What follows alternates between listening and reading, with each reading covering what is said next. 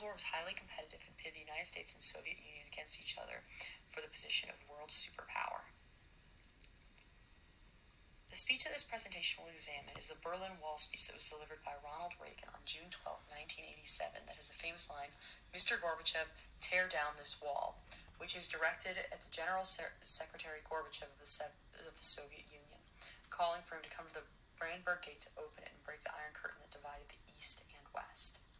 The location of the speech is significant since Reagan was using the speech to call attention to Gorbachev to come to the gate and open it to destroy the divide between Eastern and Western Europe that both physically divided the continent and divided the world between two ideologies that battled for dominance through technological competition and rhetoric. The location of the speech also played into the rhetoric because of the power that was displayed by Reagan by giving the speech in a location that was directly across the wall from East Berlin.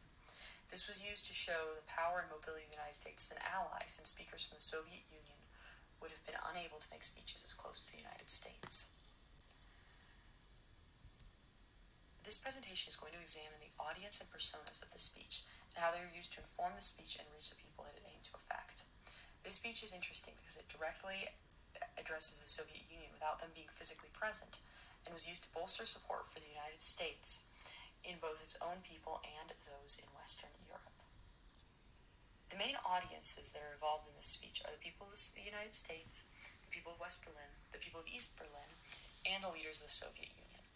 Each of these groups were used in specific ways in the speech, and the way that they were used shows the strategies of the speech to address the us versus them mentality with a unifying message. The first audience that should be addressed is the first persona, Ronald Reagan himself.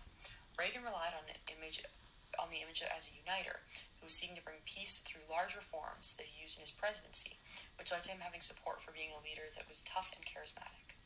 He used this position in his speech to address what he cared about and put him in a place of power. By using I statements, he personally challenged Gorbachev to come to the Berlin Wall, which puts Reagan in a position of power that allows him to command the leader of the Soviet Union. By using these statements, he portrays the leader of the United States as a person of strength who has the ability to order other world leaders, making him appear stronger than the other leaders.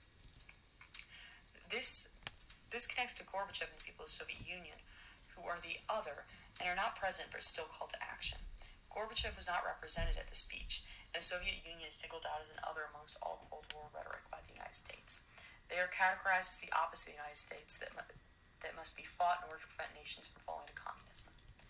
The absence of the Soviet Union was a result of the Iron Curtain and both nations being resistant to interact with one another, but it also served a purpose in the rhetoric of the speech to make the Soviet Union seem distant and less powerful as a regime, which leads from behind walls and only has power to hold that area and not spread further. This portrays the Soviet Union as having a weakness. The portrayal of American strength and Soviet weakness was directed at the main audience of the speech, which was citizens of the United States and their allies, as well as to the people of West Berlin who were present for the speech and standing together to reunite Germany and Europe after they had been divided after the Second World War. Reagan used certain strategies to inform his speech to appeal to them. One of these strategies was the use of the second persona of we to show a united front against the Soviet Union and bring attention to the difference in values by firmly stating that what the United States stood for and how the Soviet Union has threatened that through their ideologies.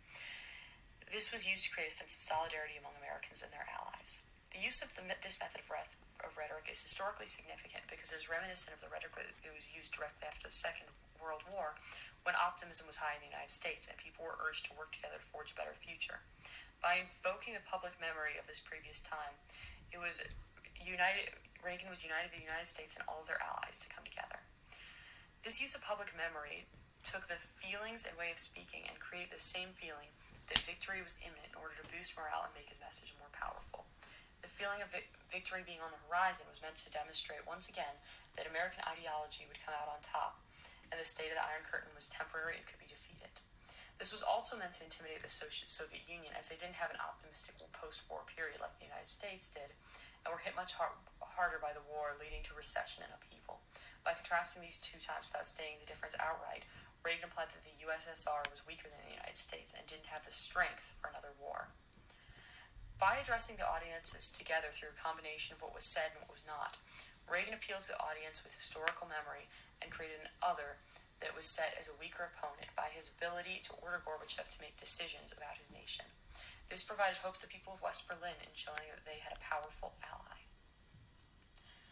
This speech is also interesting to consider as an event image, as the picture of Reagan standing at the Brandenburg Gate and the quote, "Mr. Gorbachev, tear down this wall," was widely circulated and remembered by many as the beginning of the fall of the Soviet Union.